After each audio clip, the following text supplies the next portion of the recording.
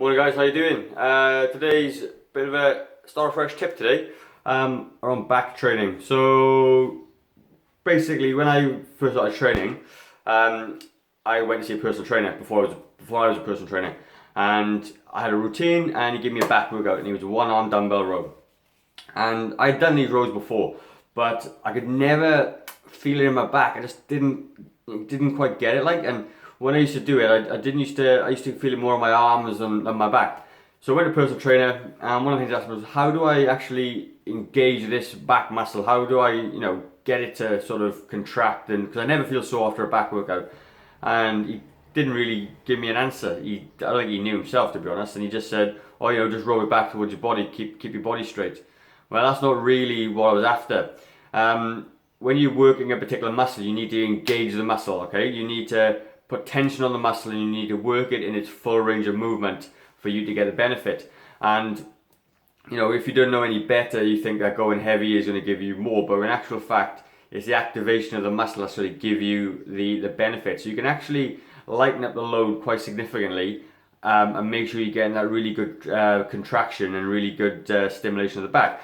So that's what this video is all about. I'm going to give you basically one tip, which you can do straight away when you go into your back training. And in the day, a rowing movement is an absolute staple of any back training day. And in the day, works our posterior chain, which I've talked about, which is like the back part of our body, which we need to be strong to be able to lift things and move things around. And also as well, if you work out your back properly, you're going to improve your posture, because when we sit down and slouch all day long like this, our back muscles get a little bit lazy. And if you can learn to strengthen them out a little bit, you feel your posture will come back up. And it has lots of benefits, like I said, keeps you stronger, keeps you from getting back pain. But also if you stand up taller, you feel a bit more confident as well. If you're walking around a bit of a stoop, looking at the floor, you don't feel so great. But if you look up, chest out, your shoulders down and back, you look a bit more confident, you feel a bit more confident. And it has lots of benefits as well, apart from just having a strong back. So I'm going to move over to the gym, and I'm going to show you a version with a dumbbell row and a barbell. And you can, maybe I'll even do a resistance band as well, and you can get stuck in yourself. So I'm going to demonstrate this bent over dumbbell row. Okay, so obviously when you come in, set it up nice, so you don't want your back arch, your back nice and straight. Okay, and what you see people doing in the gym is this. Okay, so I want you to look at my arm. So when I'm doing this, you can see the arm bending, and essentially when you're doing that, it becomes a kind of a hammer curl. Okay, and you can see my back isn't really doing an awful lot. So one quick tip you can do is make sure that back is flat, and when you bring the arm back, bring it back towards the body this way. And as you can see, my elbow and so my forearm and upper arm are 90 degrees. They're not bent this way, okay? So what you find, I talked about overcompensation before, is that you think when you're doing this, you're pulling away from A to B, but you're not actually working the back. If you stick your bum out, get your chest up, and as you roll back towards the hip, straight away I can feel a contraction in my back working. And it's not even a heavy weight, it's only about 5 kilos. And as I'm coming back, and you come nice and slow, keep your shoulders nice, you can have a little bit of a stretch this way if you want, and bring it back and lower 90 degrees to your body. Don't do this sort of thing, okay? And straight away, you're going to feel the difference of that activating your back. And what you want to try and do is as you bring it back, squeeze your shoulder blades together as well. Because when you're squeezing the shoulder blades, focus on squeezing the shoulder blades, you get better contraction in your back. That's tip number one with the dumbbell, the one-arm dumbbell row. So I'm going to use this. I'll squat down to get the camera. I'm going to do the barbell row for this one, okay? And this is really important as well.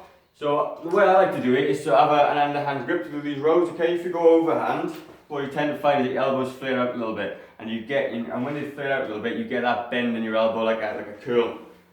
So what I want to do is you come underhand, stick your bum out this way. And as you can see my arms, as I roll it back, my chest out, squeeze my shoulder blades, my arms are still 90 degrees. They're not bending up this way, where some people do rows this way, they bend in the elbows, bring it back, and you can see that that upper arm and lower forearm are 90 degrees to each other. Come back down, squeeze it back up, and straight away you're going to feel that contraction. It's no different. It's the position of the arm and the squeeze of the shoulder blades that's going to make the difference. Okay, it's that row there. Same if you're standing up, bring it back this way. So if I use a resistance band as well, standing up. If you haven't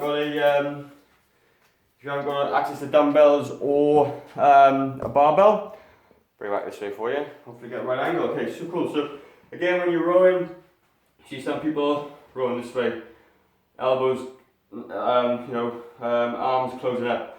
And that's why stick your chest out, row it down to your hips. Much better for you. Row it down to your hips, okay? And basically, I've shown you three different exercises. Where are we? That's better. 3 different exercises, all working the back the same way. They're pretty much horizontal rowing towards your body, just done differently, and it benefits to all 3.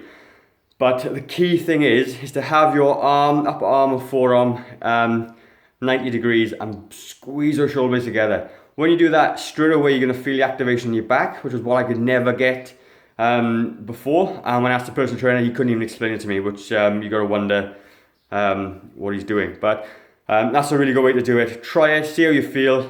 May have to lighten the load up, because if it's too heavy, you're not going to be able to do it. But anyway, leave if you like this exercise or like the tip, give me a thumbs up, give me a share. If this is on YouTube, give me a like and subscribe, and you're not going to miss out any of my videos. Awesome. Anyway, start fresh, guys. If you don't make a change today, how will tomorrow be any different? Cheers.